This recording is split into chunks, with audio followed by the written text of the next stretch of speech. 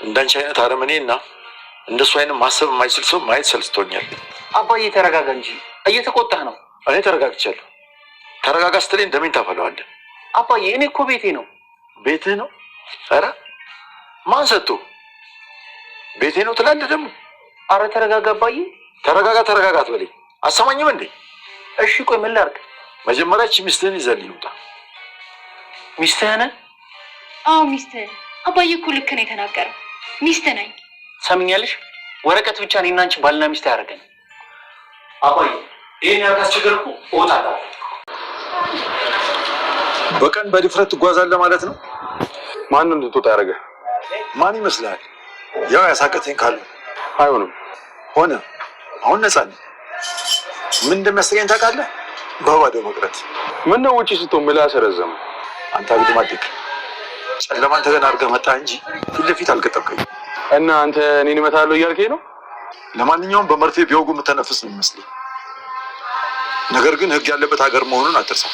አንዱን ምረጣ፣ ወይ በህግ ወይ በግል። አንተን ግንባርን ብዬ መድፋት አያቅተኝም፣ ግን እኔም ወንጀለኛ መሆኔ ስለማይቀር ህግን ፈርቼ ነው። ተባበራችሁን እየተጫወታችሁብኝ። ያቺን ጭባ ምለቃት ይመስላል። ስለ እሷ አይመለከተኝም። እሷን እንደፈለግ ማድረግ ይችላል። እኔን ግን ተወኝ። ተባባሪ ሆነ። የእሷ ተባባሪ ነህ። አሁን ፖሊስ ሳልጠራልህ ከዚህ ሂድ። አሳያታለሁ፣ ንገራት። ከፈለግኩ አንተንም አግታለሁ። ጠብቀኝ ጀግና ኮክ።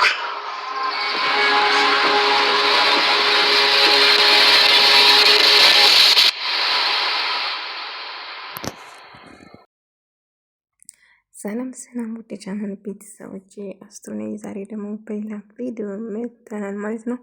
እንግዲህ ቪዲዮን ከወዳችሁ ላይክ ማድረግ እንዳትረሱ። ዳኒ እንግዲህ አባዬን ተንበርክኮ ይቅርታ ጠየቀ።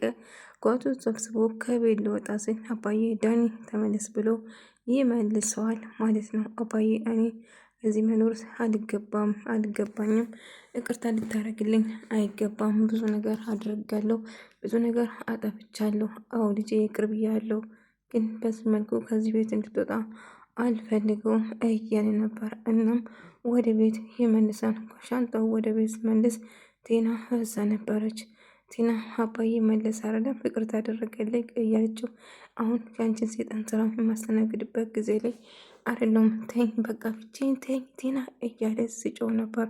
ቴና እንግዲህ ዳንን ይቅር ካለ እኔም ይቅር ይለኛል ብላ አባዬ ከቤት ስወጣ እየተከተለች አባዬ አባዬ እያለች አባዬ ይቅርታ አድርግልኝ ለእኔም ብላ ይቅርታውን እየተማጸነች ነበር። አንቺ ይቅርታ አይገባሽም፣ ጭራሽ መከታተል ጀመርሽም፣ ተኝ በቃ ኢላትና ትቷት ይሄዳል ማለት ነው። ለዳኒ ይቅር ስላለው እሷም ለእኔም ይቅርታ ያደርግልኛል ብላ ነበር እያሰበችው። አባዬ ግን የእሷ ስራ እጅግ በጣም አሳዛኝ እና ብዙ ስለጎዳችው መቼም ይቅር እንደማይላት ነግሮ ጥሎ ይሄዳል ማለት ነው። እንደውም አጋቹ ደግሞ መጥተዋል ማለት ነው። ቲናን እየተከታተላት ነበር። ተደብቆ አባዬና ቲናን እየተከተለው ነበር እና ተደብቆ ከሩቁ እያየ ነበር። እነሱ ግን በጭራሽ አላዩም ነበር። እንግዲህ አገኝሻለሁ፣ ለዚህ ስራ አስከፍልሻለሁ እያለ አባዬን ተከትሎ አባዬ ባለበት ቦታ መጥተው እየቀመጠን አባዬ ምንም ድንግጥ እንኳን አላለም። ጭራሽ በቀን መከታተል ጀመርክ፣ እኔን ትሰማኛለህ? እረፍ እያለ ሲያስፈራራ ነበር። ቆይ እንዴት እንዳመለጠ እየጠየቀው ነበር። አሁን እንግዲህ አጋቸውንሽ እየለቀቀችኝ ብሎ ይናገራል። እና እንደዛ ነው ህግ ወይም ደግሞ በአጋንንት ማለት ትሰማኛለህ? ግንባርን ብዬ በአንድ ጥይት ነው የምገላግል፣ ጋር ብትቀመጥ ይሻላል እያለ ነበር።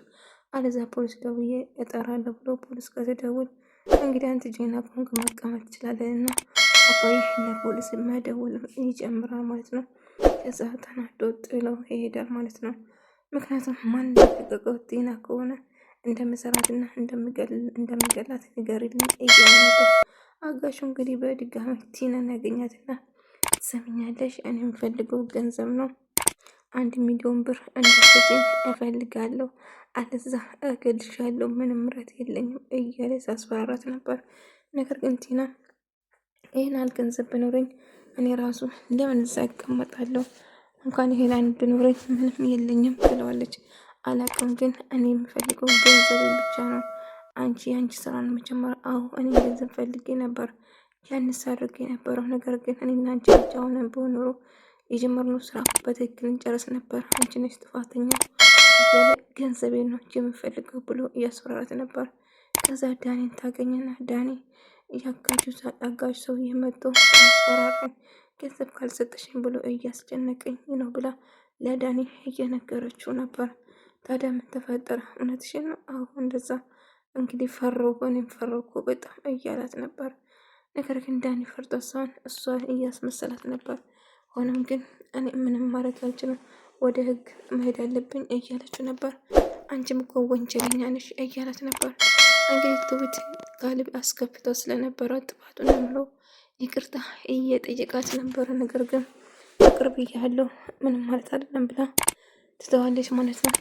እና ጥፋተኛ ነኝ ብሎ ይቅርታ ይጠይቃትና ከዛ ይወጣል ማለት ነው።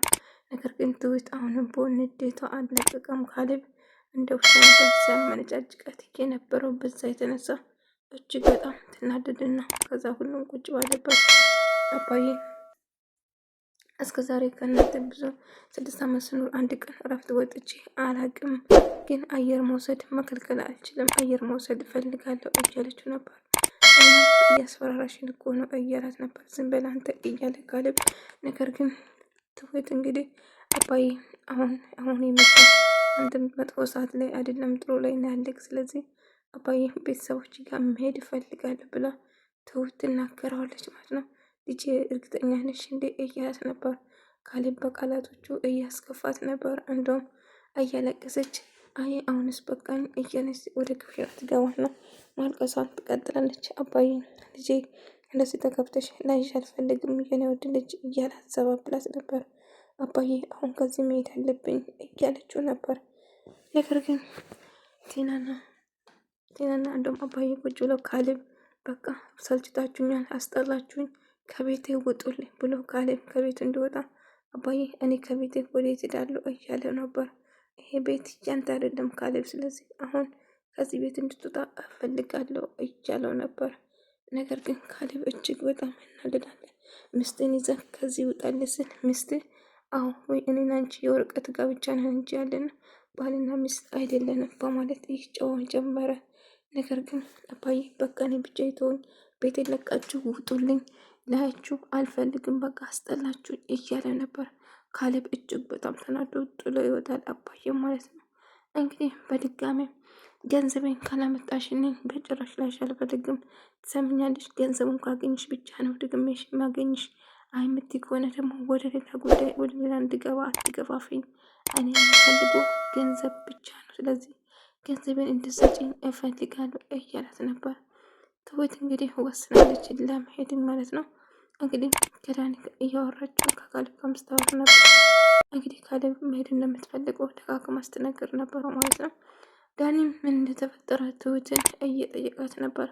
ካሌብ እንግዲህ ይቅርታ ጠይቆታል። ነገር ግን ይቅርታ ስጠይቅሽ ግን እንደዚህ እንድትካፊ ፈልጌ አይደለም፣ መሄድ ከፈለሽ መፍትሽ ነው እያላት ነበር።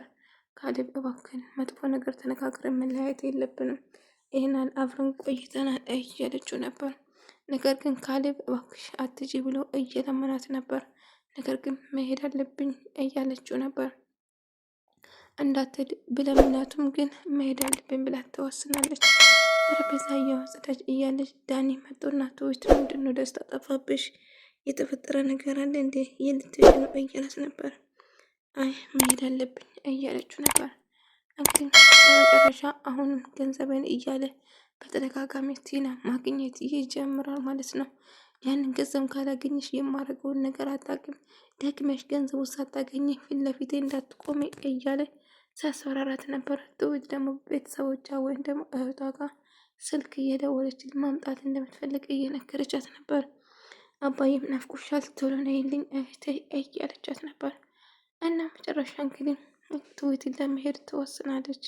ዳኒ ላረጋጋት ቢሞክራቱም እባክሽ አትጂ አባዬን አስቢ ብላቱም መሄድ እንደምትፈልግ ነገረችው። ነገር ግን ዳኒም ደስተኛ አይደለም ትሁት በመሄዱ ማለት ነው። ካሌብና ዳኒ እያወሩ እያለ ቆይ እስካሁን ትሰራልን? ለምንድነው ከዚህ ማትጋዝ አድርግ እያለ ሁሉ ነገር አውቃል አይደለም ለምን አትሄድም እያለው ነበር።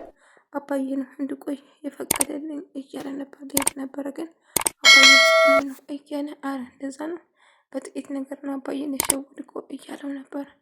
አንተ እንደፈለግክ ማሰብ ትችላለህ። ነገር ግን እስቲ ከኔ ጋር መዳረቁን ተውና ትሁትን አናግራት። ትሁት እጅግ በጣም ተከፍታለች እያለው ነበር። ስለ ትሁት አንተ ምን አገባ እያለው ዳኒ ሲጮህበት ነበር። ቆይ ምን ማለት ነው ይሄ ደግሞ? ስለ ዳኒ አያገባም። ትሁት እንግዲህ አባዬ መርቀኝ መሄድ አለብኝ እያለችው የአባዬ ምርቃት እየጠበቀችው ነበር። እና አንቺ እንደፈለግሽ አንቺ ያሰብሽን ሁሉ ማድረግ ትችያለሽ እያላት ነበር። ዳኒ አባዬን ትሁት መሄድ እንደምትፈልገው እየነገረው ነበር። በቃ ቆረጠች፣ ወሰነች ማለት ነው። አባዬ ግን ትሁት ምን ሆነ ነው?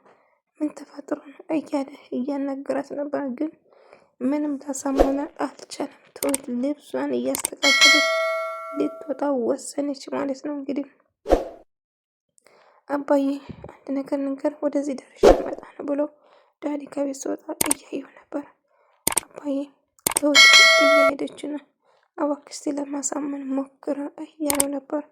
እሱም እሺ ሞክራለሁ እያለ ትሁት ሻንጣን ጠቅልላ ለመሄድ ወሰነች። አባዬ መርቀኝ እያለችው ነበር። ነገር ግን ይሄን አልቆይተሽ እንዴት ነው ድንገት የምትሄጂ እያለ ነበር። አይ አንዳንድ ነገር ውጭ ገዛለሁ፣ እነሱ እኔን ነው እንጂ ሌላ ነገር አይፈልጉም እያለችው ነበር። እና እሺ በቃ አንቺን ፍላጎቴን አከብርሻለሁ፣ የምትፈልግን ገንዘብ ትራንስፈር ታደርግልሻለሁ እኔ እያላት ነበር።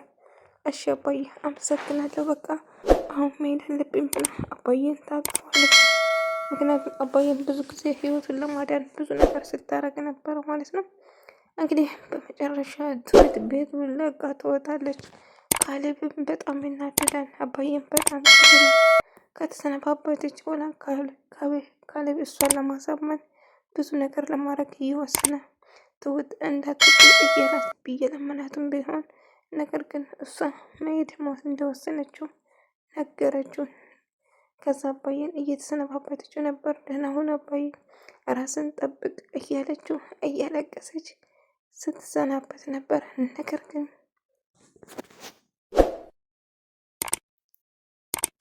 አባዬ አታስብ፣ እየመጣሁ እጠይቅሃለሁ፣ ሁሌም እደውልልሃለሁ፣ አታስብ እያለችው ነበር።